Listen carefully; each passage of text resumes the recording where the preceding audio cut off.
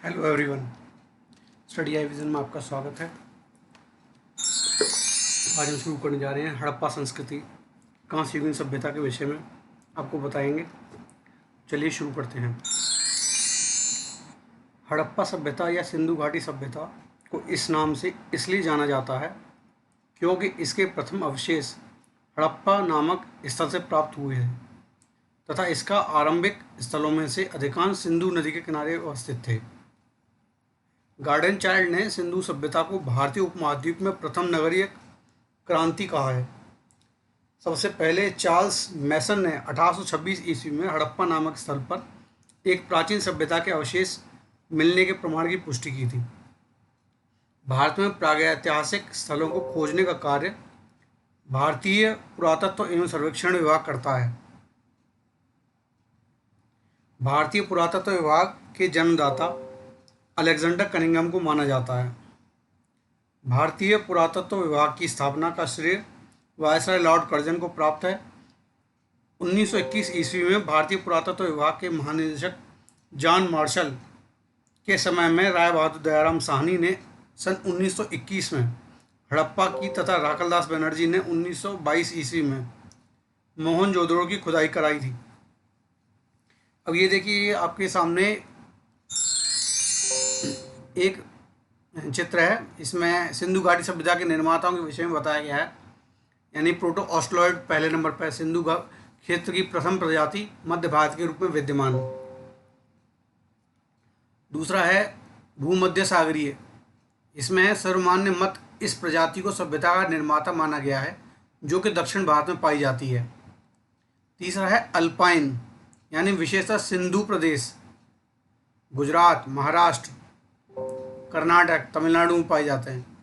और मंगलोइड ये विशेषतः हिमालय प्रदेशों, भारत म्यांमार सीमांत क्षेत्र और चटगांव जो कि बांग्लादेश में पहाड़ी सिक्किम असम क्षेत्र में ये पाए जाते हैं।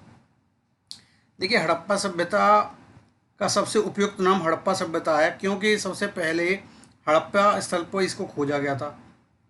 सिंधु सभ्यता क्योंकि ये सिंधु नदी के आसपास अधिक केंद्रित थी इसलिए इसे सिंधु कहा गया, परंतु बाद में अन्य क्षेत्रों से भी स्थलों के खोज होने से इसका सर्वाधिक उपयुक्त नाम ये नहीं रह गया। हड़प्पा का मुख्य क्षेत्र सिंधु घाटी नहीं बल्कि सरस्वती तथा उसके सहायक नदियों का क्षेत्र था जो सिंधु व गंगा के बीच के स्थित था। इसीलिए कुछ विद्वानों ने सिंधु सरस्वती सभ्यता भी इसको कहा है। कांस्ययुगीन सभ्यता क्योंकि सिंधुवासियों ने प्रथम बार तांबे में टिन मिलाकर कांस्य का जो है कांस्य को तैयार किया था, तो इसलिए इसे कांस्ययुगीन सभ्यता कहा जाता है। क्योंकि ये प्रथम नगरीय क्रांति भी कहा जाता है इसे क्योंकि भारत में प्रथम बार नगरों का उदय इसी सभ्यता के समय में हुआ था।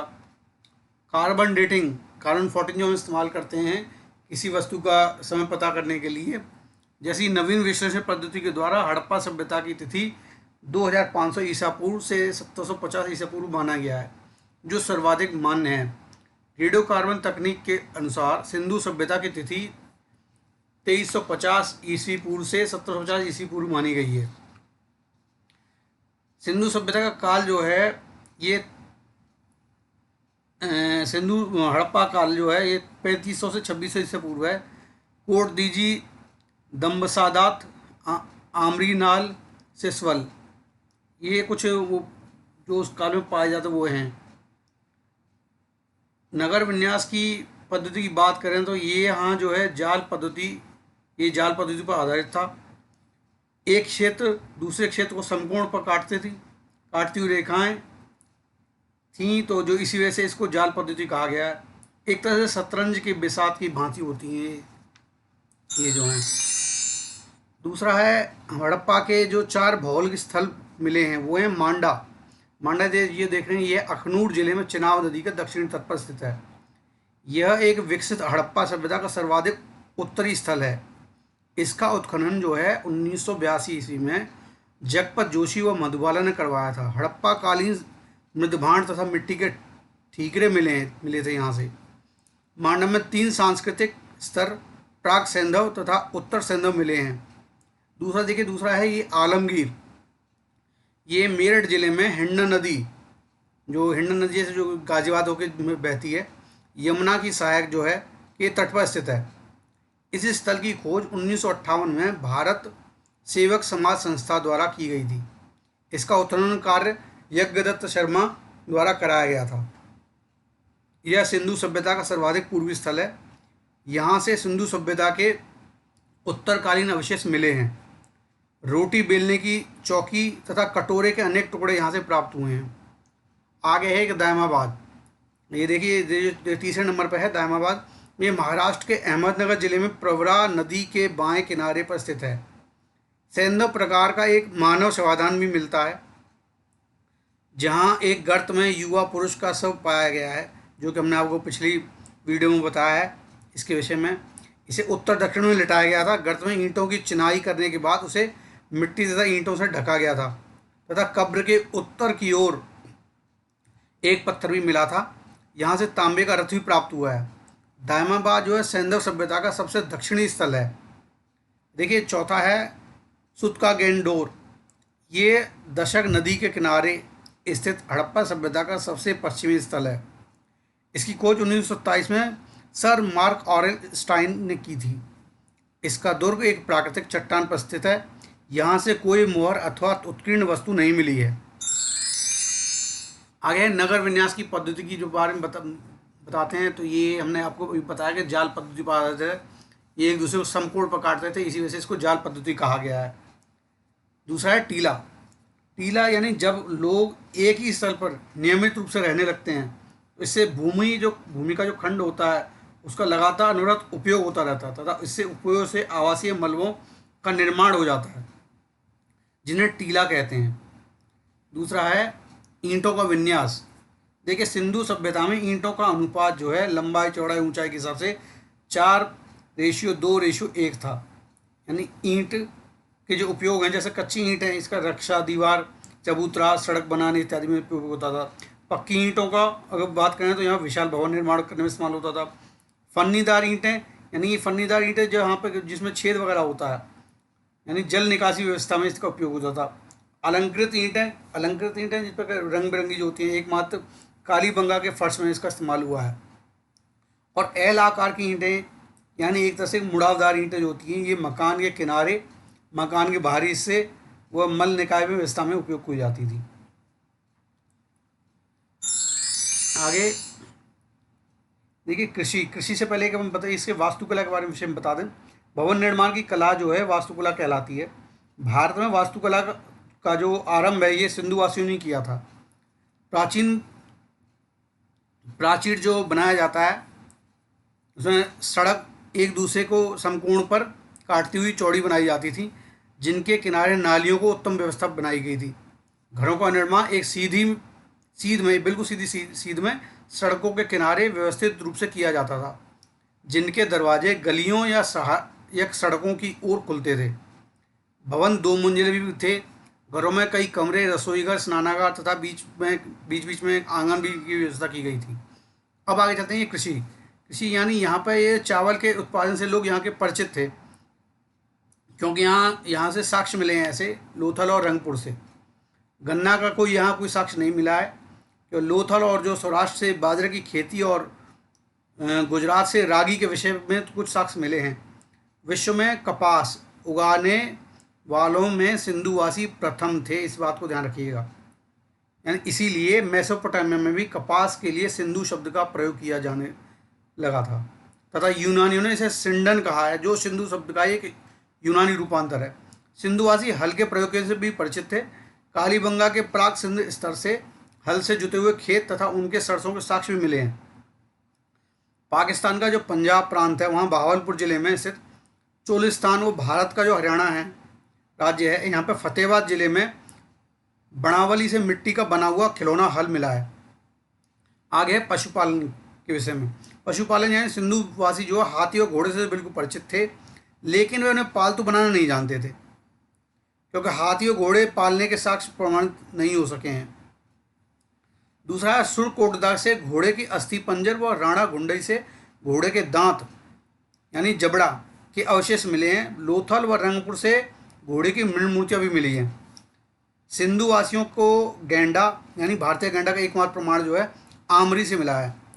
और बंदर, भालू, खरहा, खरहा मीन्स जो खरगोश होता है एक तरह से, उनका भी उसका भी ज्ञान था। इसकी पुष्टि मोहरों, ताम्र तस्तरियों व अंकित इनके चित्रों से होती है। शेर का यहाँ पर कोई साक्ष्य नहीं मिला है। दूसरा है यहाँ पे एक व्यापार वाणिज्य के विषय में बात करें। व्यापार और वाणिज्य के विषय में यहाँ पर जो है मोहनजोदड़ो से प्राप्त पशुपति शिव मोहर को जॉन मार्शल ने आद्य शिव की संज्ञा दी थी। इसमें एक त्रिमुखी पुरुष को एक चौकी पर पद्मासन मुद्रा में बैठा हुआ दिखाया गया है। उसके सिर पर सींग तथा कलाई से कद्दे तक उसकी दोनों भुजाएं चूड़ियों से युक्त हैं। उसके दाईं व बाईं, दाईं व बाघ, व दाईं तरफ तो बाघ है, वो हाथी है, बाईं ओर गैंडा, वो भैंसा, तथा चौकी के नीचे दो हिरण हैं। हिरणों की मूर्तियां अंकित की गई हैं। इस मुहर में जानवरों की कुल संख्या 6 है, जबकि जानवरों के कुल प्रकार 5 हैं। इस आकृति को शिव यानी हिंदू धर्म में का शिव का रूप माना जाता है, जो कि योग की मुद्रा में दर्शाया गया है। पैरों के नीचे 2 मोर अंकित हैं। आरंभिक धार्मिक ग्रंथ ऋग्वेद के में जो रुद्र नामक देवता का उल्लेख मिलता है, जो बाद में पौराणिक कथाओं में शिव के लिए प्रयोग किया जाने लगा था नाम। लेकिन शिव के विपरीत रुद्र को ऋग्वेद में न तो पशुपति यानी पशुपति उसको कहते हैं जो मवेशियों के स्वामी होते हैं, और न ही एक योगी के रूप में दिखाया गया है। सिंधु सभ्यता में सिक्कों का प्रचलन नहीं था, क्योंकि देखिए यहाँ पे क्रय विक्रय जो एक तरह से बार्टर सिस्टम जो था, यानी खरीदने किस चीज़ को कैसे खरीदा जाए, वस्तु विनिमय किया जाता है। यानी किसी भी स्तर पर मुद्रा के प्रसारण नहीं मिले हैं। यानी ये होता था जैसे आपको कुछ चीज़ खरीदनी है तो आप किसी को गेहूँ दीजिए, वो उसके बदले आपको कुछ और चीज़ दे देगा, उसको चावल दे दिए। एक तरह से ये एग्जाम्पल है। व्यापारिक वस्तुओं की गांठ पर शिल्पियों व व्यापारियों द्वारा अपनी मोहर की छाप लगाने की प्रथा थी। लोथल से इस तरह की कई मोहरबंद मिली हैं। मोहनजोदड़ो से मिट्टी की 2 पहियों वाली खिलौना गाड़ी मिली है, कांसे की 2 पहियों वाली खिलौना गाड़ी, और चंदूगढ़ से मिट्टी की 4 पहियों वाली खिलौना गाड़ी मिली है। लोथल से अल्वेस्टर पत्थर का एक बड़ा पहिया व बनावली से सड़कों पर बैलगाड़ी के पहिए के निशान मिले हैं। मोहनजोदड़ो से प्राप्त एक मोहर पर नाव के चित्रांकन व लोथल से प्राप्त मिट्टी निर्मित खिलौना नाव से यहाँ यह अनुमान होता है कि सिंधुवासी आंतरिक व बाह्य व्यापार से मस्तूल वाली नावों का उपयोग करते हैं। मस्तूल वाली नाव मतलब जिनके ऊपर झंडा से एक तरह से लगा रहता था, जो कंट्रोल करने के लिए इस्तेमाल होता है, जो हवा काफ़ी तेज चलती है उस वक्त। सिंधु सभ्यता के काल में पोत निर्माण एवं नावों द्वारा समुद्री व्यापार होने की पुष्टि लोथल और लोथल से प्राप्त होती है। जो गोदीवाड़ा वहाँ से इसके साक्ष्य मिले हैं। पश्चिमी भारत एवं मकरान के तटवर्ती क्षेत्रों से ज्ञात सिंधु सभ्यता की बस्तियाँ संभवतः समुद्र पारी व्यापारिक पड़ाव के रूप में स्थित बंदरगाह थी। मेसोपोटामिया यानी इराक जो व्यापारिक संपर्क स्थल व समुद्री दोनों मार्गों से था। सिंधु सभ्यता एवं मेसोपोटामिया के बीच होने वाले व्यापार में अफगानिस्तान और ईरान के क्षेत्रों की मध्यवर्ती भूमिका थी, जबकि जल मार्ग से होने वाले व्यापार में फारस की खाड़ी में स्थित बहरीन द्वीप की जो है मध्यवर्ती भूमिका है। मध्यवर्ती मतलब भी एक तरह से मीडिएटर की जो भूमिका होती है, यानी वहाँ पे एक तरह से रुकने का कार्य करते होंगे। धर्म की बात करें तो सैंधव नगरों की खुदाई में किसी भी मंदिर के अवशेष नहीं मिले हैं। मोहनजोदड़ो से संभावी मुद्रा में ध्यानरत योगी की प्रस्तर मूर्ति मोहर, जिस पर पद्मासन मुद्रा में योगी का अंकन आदि से यह होता प्राप्त ये पता चलता है कि सिंधुवासी योग से लगभग परिचित थे। अंतिम संस्कार के बारे में बात करें तो सिंधु सभ्यता में मृतकों के अंतिम संस्कार की 3 प्रथा प्रचलित थी।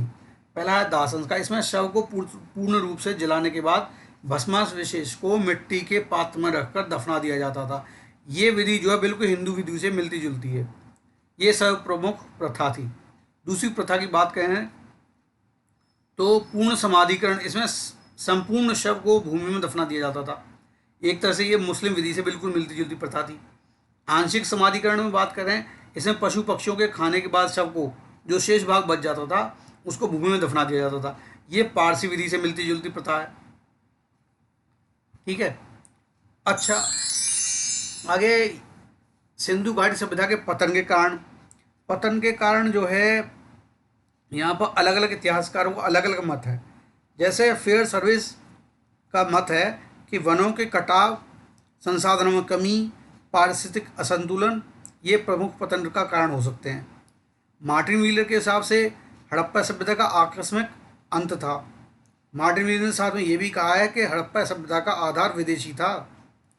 और जॉन मार्शल की बात करें तो वो कहते हैं कि विनाश के लिए भूकंप उत्तरदायी था। साथ में प्रशासनिक शिथिलता के कारण इस सभ्यता का विनाश हुआ। आर एल स्टाइन के हिसाब से जलवायु परिवर्तन के कारण ये सभ्यता नष्ट हुई होगी।